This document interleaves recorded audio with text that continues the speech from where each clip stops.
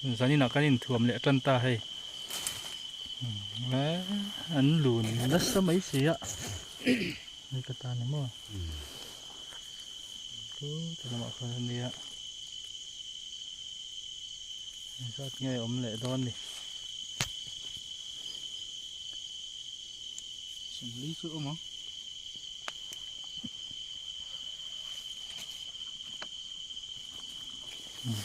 hal na turan dia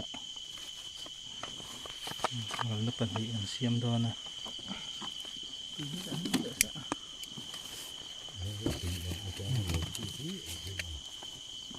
ngaya ham na pemain tiang chan ver ku a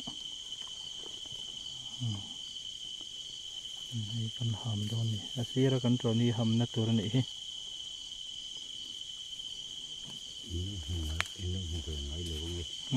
lâu mùa lâu bận lâu à nghe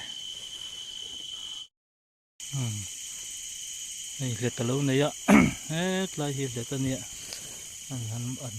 cần hầm là sao này hết này nó có bụi buông thủ thó cần dễ nó lại khi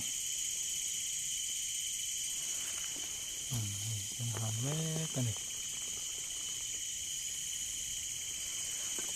giặt nghe ôm mắng vùng hết chỗ thế lút tục lâu quá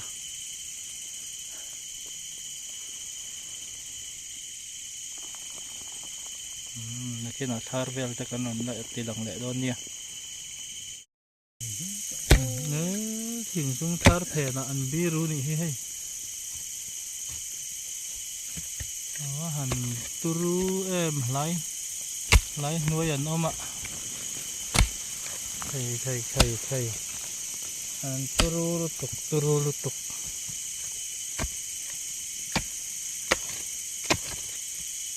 này cái nạc xuống thì bộ ngày tua phê ngày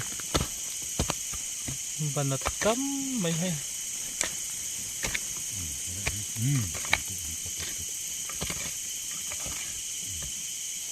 sát chọc đó nghe sát chọc mấy ra xiêm này bắt hạt này nữa nhé chọc qua chứ thật đều hơn sốc được chân quy ở lâu gì không chân quy hít hả vẫn có các bạn chém thắt lại hai lì mò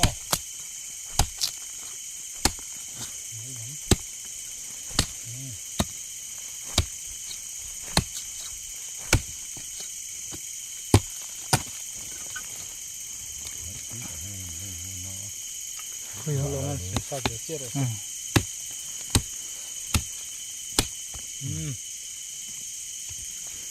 chút xuống chút xuống đứa cái ỉm ho còn đây là một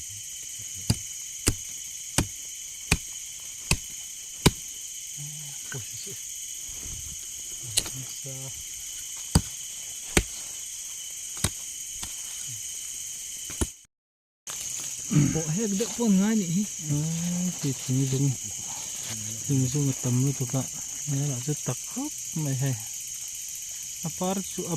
chuk mày nè gì đó mấy lần suy cái đó vẫn là tất cả họ ống thua rú con mò cái lòng con là đẹp quá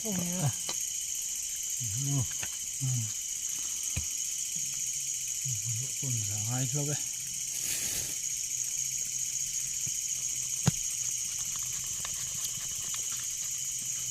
chấm cái đầu ta từ lâu quá nè saya ham tak ada saya ham kisah tak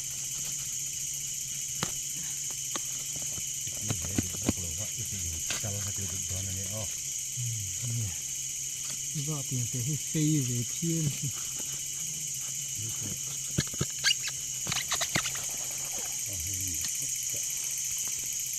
về thành hết một nó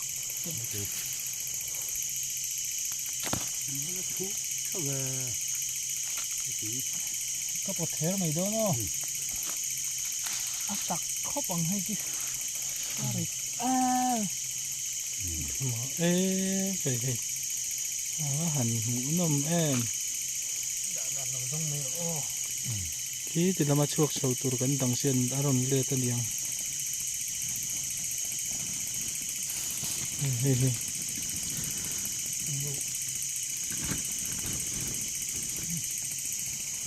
khen sao vắt lợn tiêu lạc chỉ nghe này lệ ta ít bọc hạt có ít ốc thề về cái em cái hạt ống cái ống khói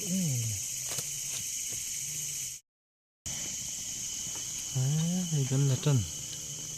đúng nó tụi các khi và chưa mấy cái gì cái nhìn hồn dâu em cần tì dọc cái này em turu em của ní nè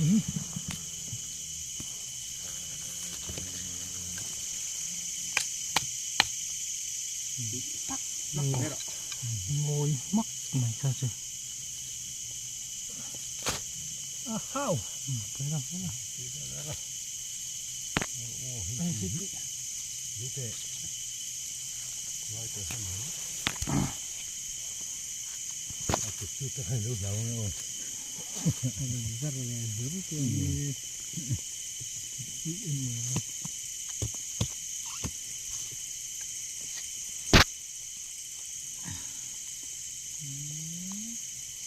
ala khát nè ít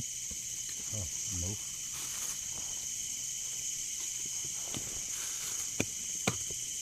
he đập cái đó nữa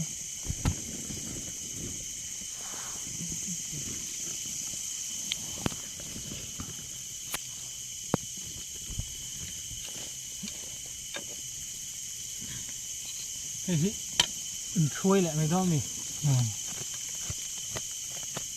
nên là thấp cái sinh khí var rồi mấy lại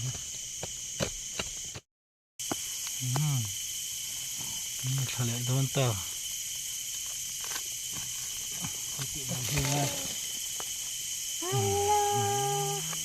trời nhắc rồi nhắc con nhắc từ một cái tiếng nhắc cọp nhắc lùng víu nào yên buồn này đàn ăn thiêm rồi lùng ví lùng thật này đi ăn gì vậy ăn lùng tí lắm ạ thì chúng nó đủ là chỉ cho đã ra ra tiền luôn cái nó không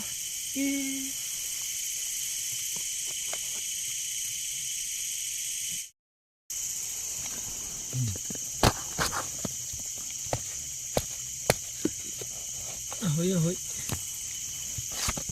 nó lủng đâu lứt vào kìa thế khát lẹ lem gần là to nó sặc hội anh đây là sát bung lại đòn mì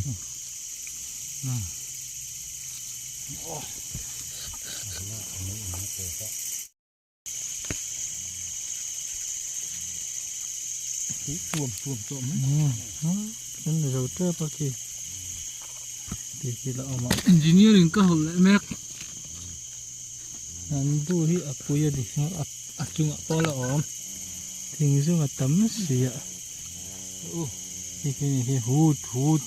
thì rất là nào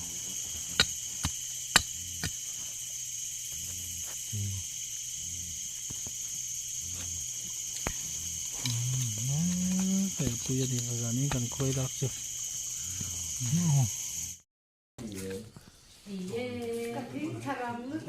mình cần thêm cả hay anh nấu nấu thì tới hiện mà có đúng cái đó đúng cái đó là cái sao giấc nữa mà